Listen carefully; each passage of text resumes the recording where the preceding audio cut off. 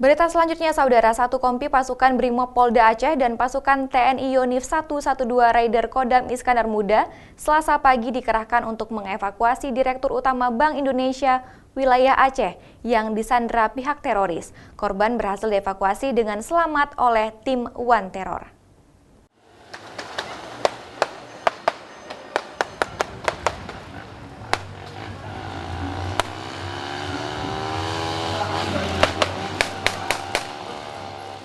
Berdasarkan informasi intelijen, sekelompok pasukan teroris sedang melakukan perjalanan menuju kota Banda Aceh untuk menjalankan sebuah misi.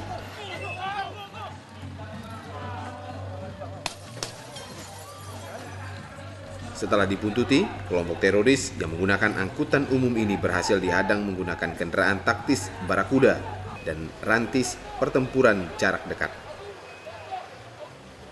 Tim One Terror menyerbu bus dan berhasil menangkap seorang yang diduga pimpinan kelompok teroris tersebut.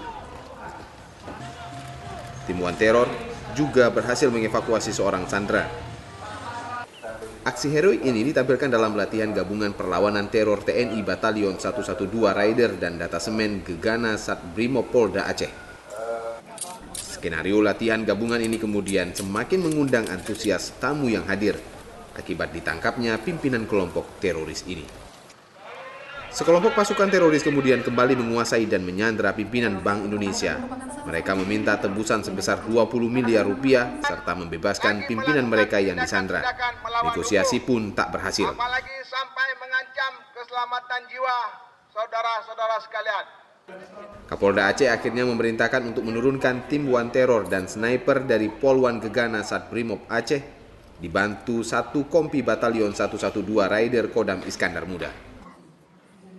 Pasukan memasuki gedung bank tersebut dan kontak tembak tak dapat dihindari. Seorang teroris menggunakan bom bunuh diri. Atas kesigapan tim One Terror, aksi bom bunuh diri pun tidak memakan korban jiwa dari warga sipil.